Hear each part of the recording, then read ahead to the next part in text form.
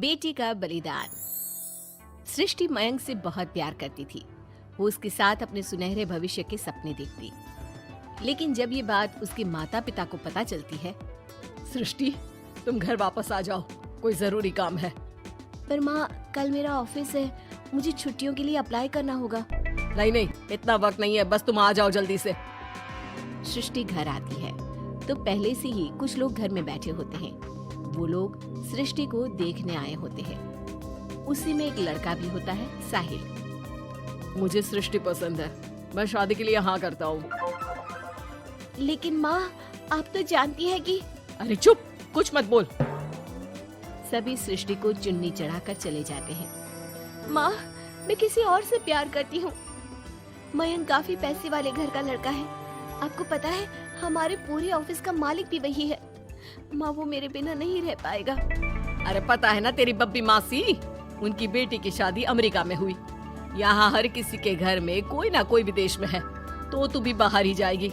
साहिल ने इतनी लड़की रिजेक्ट की है। अब तू हाँ बोल दे तो शादी के लिए वो लोग तैयार ही है, क्योंकि वो लोग सिर्फ 10 दिन के लिए ही आए हैं इंडिया में। कैसी बात कर रही हो माँ, मुझे एक बार तो ऑफिस जाना ही होगा।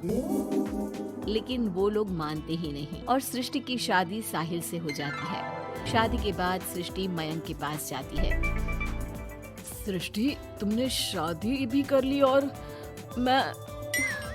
मेरे माता पिता विदेश में मेरी शादी कराना चाहते थे। मैंने काफी समझाने की कोशिश की, लेकिन मेरे भाई और पापा नहीं माने। I am sorry Mayank.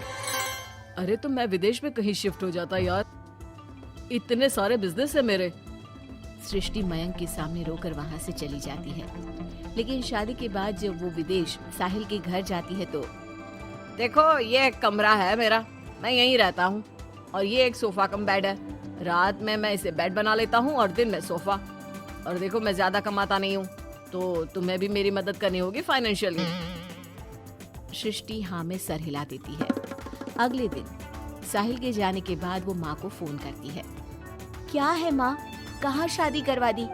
एक तो कोई चेहरा यहाँ अपना सा नहीं दिखता, ऊपर से ये घर। विदेश के नाम पर क्या कर दिया आपने माँ? साहिल यहाँ सेटल भी नहीं है। मयंक के तो कितने बिजनेस थे, आलीशान बंगला, नौकर चाकर। यहाँ तो मैं खुद नौकर बनकर रह गई हूँ। ये क्या किया माँ आपने? अरे क्या बताऊं बेटी, तेरे पिता ने जो कहा मैंने वही किया। अब जो कुछ भी है वो तेरी किस्मत है भाई, जैसी भी है। वहीं सृष्टि का भाई सारंग एक लड़की से प्यार करता है। माँ, मैंने शादी कर ली है निशा से। क्या? शादी कर ली? और वो भी निशा से?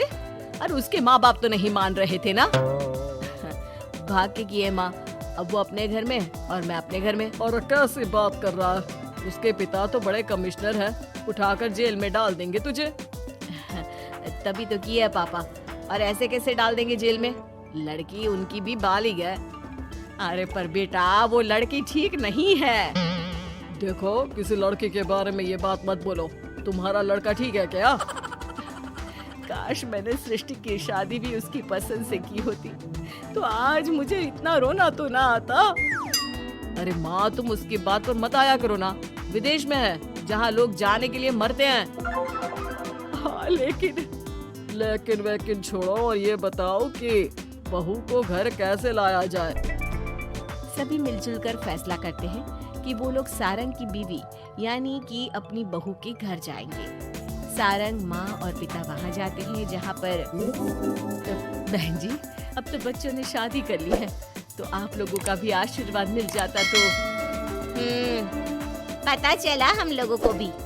देखिए, मुश्किल है कि हम उसे आप लोगों के घर भेजें। हैं? ऐसे कैसे मुश्किल है? और क्यों नहीं भेजेंगे? बीवी है वो मेरी, भेजना तो पड़ेगा ही। लड़के को बहला फुसला कर भगाने के आरोप में अंदर कर दे क्या? अरे देखिए साहब, इतना कानून तो हमें भी आता है।